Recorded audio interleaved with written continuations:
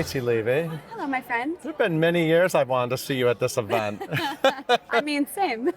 I'm so happy You to be have here. had a fantastic career on Broadway, and we're celebrating your first nomination. I'm so thrilled. Thank you. I'm so thrilled too. So how's it feel to actually get to the goalpost? Like, It feels amazing. Yeah. It really does. I'm so overjoyed, and I'm really trying to just take it in Sure. and enjoy every minute. Yeah, I mean, because you really come with a lot of gratitude, right? Because do. you kind of know how tough it is to build a career and to have these moments. Totally. You know, this Saturday is the 20th anniversary of my Broadway debut. So for it Happy to all be- anniversary. Thank you. Very It's exciting. a beautiful thing to take stock of what has happened and to be able to appreciate it in real time. So yeah, I'm feeling very grateful and very happy. Ragtime is having a big moment. Yes. It's a happy time up at the Vivbo.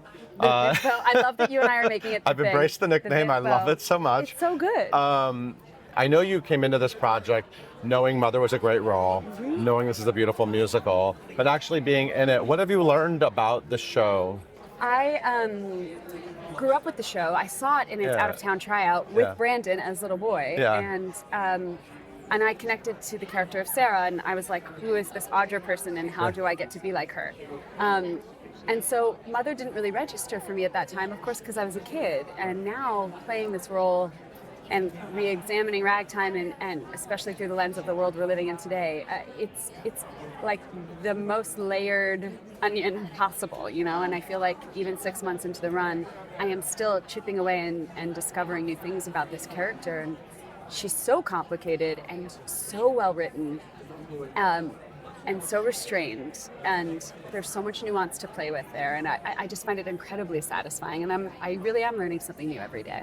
I've never acted, but I assume not every environment encourages you to every night be that present and to find those moments. And so it's amazing sometimes for audience members to hear you're still chipping away. Yes. And I feel like that must have a lot to do with your co-stars, with the environment, with the 100%. production. You know, the thrust of the stage is we're so close to the audience, and coming off of Next to Normal, where I was at the Donmar with 200 people in my lap, I really was ready to embrace that intimacy with the audience, and I think that elevates the experience for the audience and for the actor in our production.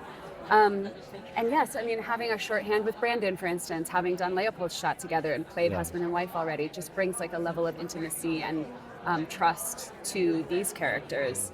So that's a lovely bonus. But you know, Joshua and I love the scenes I get to play with him because I've known him for so long, but I've never gotten the chance to work with him. And so there's a lot of those connections within our company, and you know, for all of these incredible actors to be singled out is wild and incredible and doesn't happen every day. So I think we're all just like really appreciating how special this time is. It's so fascinating to think that just the fact that you can't avoid the audience, you're sort of forced to all be in this mix together. Yeah, which is the theme of Ragtime, Exactly. right? It's like the intersection of all of these people from different walks of life, and I think the audience feeds off that and wants it, craves it, you know?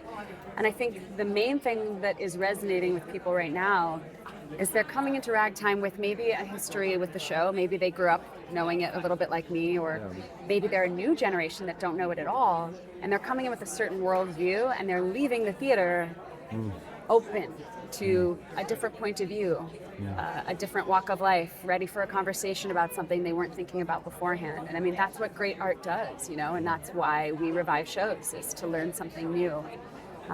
So it's pretty wonderful. Yeah. So if we could talk to that Canadian girl about to play Penny Pingleton on Broadway in Hairspray, what would blow her mind about you today and what you're able to achieve in this moment in your life?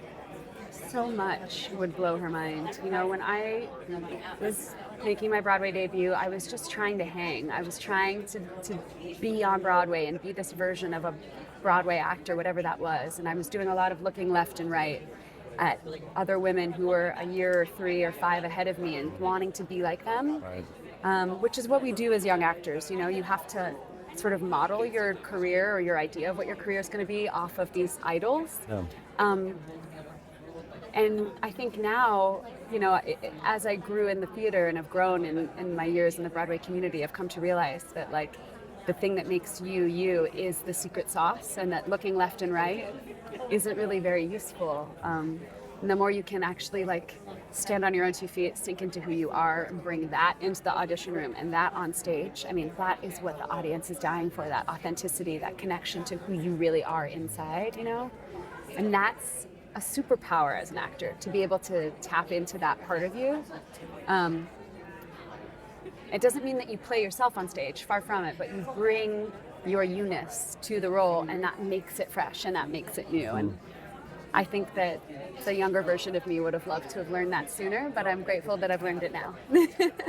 I can't wait to see you at the Tony Awards. Finally! It's so exciting.